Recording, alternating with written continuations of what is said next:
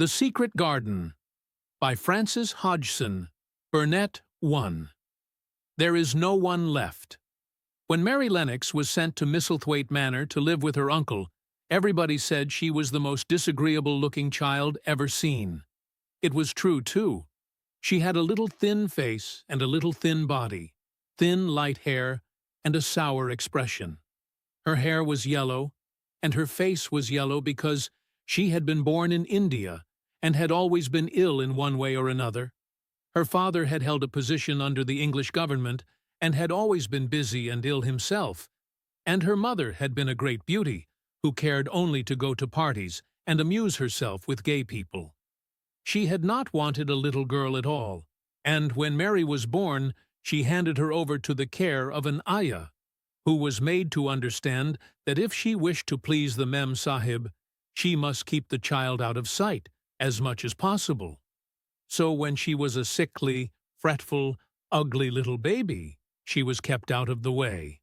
And when she became a sickly, fretful, toddling thing, she was kept out of the way also. She never remembered seeing familiarly anything but the dark faces of her ayah and the other native servants, and as they always obeyed her and gave her her own way in everything, because the Mem Sahib would be angry if she was disturbed by her crying. By the time she was 6 years old, she was as tyrannical and selfish a little pig as ever lived. The young English governess who came to teach her to read and write disliked her so much that she gave up her place in 3 months. And when other governesses came to try to fill it, they always went away in a shorter time than the first one. So if Mary had not chosen to really want to know how to read books, she would never have learned her letters at all. One frightfully hot morning, when she was about 9 years old, she awakened feeling very cross, and she became crosser still when she saw that the servant who stood by her bedside was not her ayah. "Why did you come?" she said to the strange woman. "I will not let you stay. Send my ayah to me." The woman looked frightened, but she only stammered that the ayah could not come. And when Mary threw herself into a passion and beat and kicked her, she looked only more frightened and repeated that it was not possible for the ayah to come to Missy Sahib. There was something mysterious in the air that morning. Nothing was done in its regular order, and several of the native servants seemed missing, while those whom Mary saw slunk or hurried about with ashy and scared faces. But no one would tell her anything, and her ayah did not come. She was actually left alone as the morning went on, and at last she wandered out into the garden and began to play by herself under a tree near the veranda. She pretended that she was making a flower bed, and she stuck big scarlet hibiscus blossoms into little heaps of earth, all the time growing more and more angry and muttering to herself the things she would say and the names she would call Sadie when she returned. "Pig! Pig! Daughter of pigs!" she said, because to call a native a pig is the worst insult of all. She was grinding her teeth and saying this over and over again when she heard her mother come out on the veranda with someone. She was with a fair young man, and they stood talking together in low, strange voices. Mary knew the fair young man who looked like a boy. She had heard that he was a very young officer who had just come from England. The child stared at him, but she stared most at her mother. She always did this when she had a chance to see her, because the Mem Sahib, Mary used to call her that oftener than anything else, was such a tall, slim, pretty person, and wore such lovely clothes. Her hair was like curly silk, and she had a delicate little nose, which seemed to be disdaining things, and she had large, laughing eyes. All her clothes were thin and floating, and Mary said they were full of lace. They looked fuller of lace than ever this morning, but her eyes were not laughing at all. They were large and scared, and lifted imploringly to the fair boy officer's face. "Is it so very bad?" "Oh, is it?" Mary heard her say. "Awfully," the young man answered in a trembling voice. "Awfully, Mrs. Lennox. You ought to have gone to the hills 2 weeks ago." The Memsahib wrung her hands. "Oh, I know I ought," she cried. "I only stayed to go to that silly dinner party. What a fool I was!" At that very moment, such a loud sound of wailing broke out from the servants' quarters that she clutched the young man's arm, and Mary stood shivering from head to foot. The wailing grew wilder and wilder. "What is it? What is it?" Mrs. Lennox gasped. "Someone has died," answered the boy officer. "You did not say it had broken out among your servants." "I did not know," the Memsahib cried. "Come with me! Come with me!" And she turned and ran into the house. After that, appalling things happened, and the mysteriousness of the morning was explained to Mary. The cholera had broken out in its most fatal form, and people were dying like flies. The ayah had been taken ill in the night, and it was because she had just died that the servants had wailed in the huts. Before the next day, 3 other servants were dead, and others had run away in terror. There was panic on every side, and dying people in all the bungalows.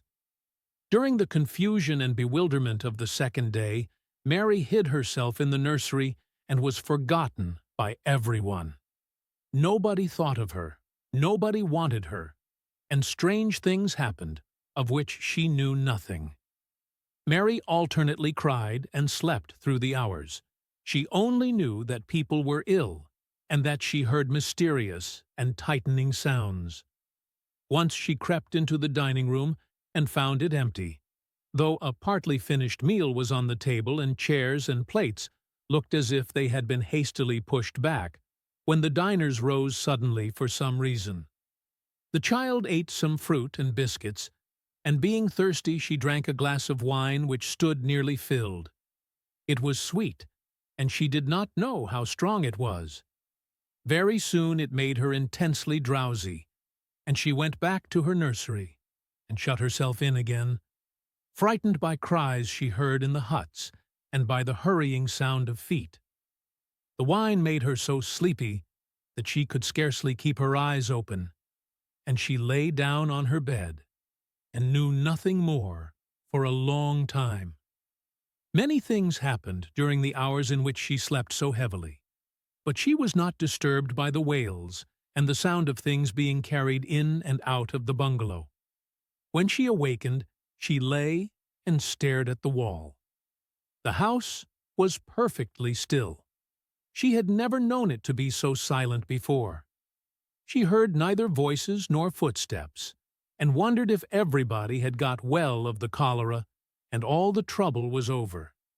She wondered also who would take care of her now her ayah was dead.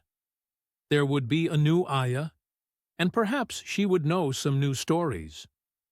Mary had been rather tired of the old ones. She did not cry because her nurse had died. She was not an affectionate child and had never cared much for anyone. The noise and hurrying about and wailing over the cholera had frightened her, and she had been angry because no one seemed to remember that she was alive. Everyone was too panic-stricken to think of a little girl no one was fond of. When people had the cholera, it seemed that they remembered nothing but themselves. But if everyone had got well again, surely someone would remember and come to look for her. But no one came, and as she lay waiting, the house seemed to grow more and more silent. She heard something rustling on the matting, and when she looked down, she saw a little snake gliding along and watching her with eyes like jewels. She was not frightened, because he was a harmless little thing who would not hurt her, and he seemed in a hurry to get out of the room. He slipped under the door as she watched him. "How queer and quiet it is," she said. "It sounds as if there were no one in the bungalow but me and the snake." Almost the next minute she heard footsteps in the compound, and then on the veranda. They were men's footsteps, and the men entered the bungalow and talked in low voices. No one went to meet or speak to them, and they seemed to open doors and look into rooms. "What desolation!" she heard one voice say. "That pretty, pretty woman. I suppose the child, too. I heard there was a child, though no one ever saw her." Mary was standing in the middle of the nursery when they opened the door a few minutes later. She looked an ugly, cross little thing, and was frowning because she was beginning to be hungry and feel disgracefully neglected. The first man who came in was a large officer she had once seen talking to her father. He looked tired and troubled, but when he saw her, he was so startled that he almost jumped back. "Barney!" he cried out. "There is a child here. A child alone, in a place like this. Mercy on us! Who is she?" "I am Mary Lennox," the little girl said, drawing herself up stiffly. She thought the man was very rude to call her father's bungalow a place like this. "I fell asleep when everyone had the cholera, and I have only just wakened up. Why does nobody come?" "It is the child no one ever saw," exclaimed the man, turning to his companions. "She has actually been forgotten." "Why was I forgotten?" Mary said, stamping her foot. "Why does nobody come?" The young man whose name was Barney looked at her very sadly. Mary even thought she saw him wink his eyes as if to wink tears away. "Poor little kid," he said. "There is nobody left to come." It was in that strange and sudden way that Mary found out that she had neither father nor mother left, that they had died and been carried away in the night, and that the few native servants who had not died also had left the house as quickly as they could get out of it, none of them even remembering that there was a Missy Sahib. That was why the place was so quiet. It was true that there was no one in the bungalow but herself and the little rustling snake.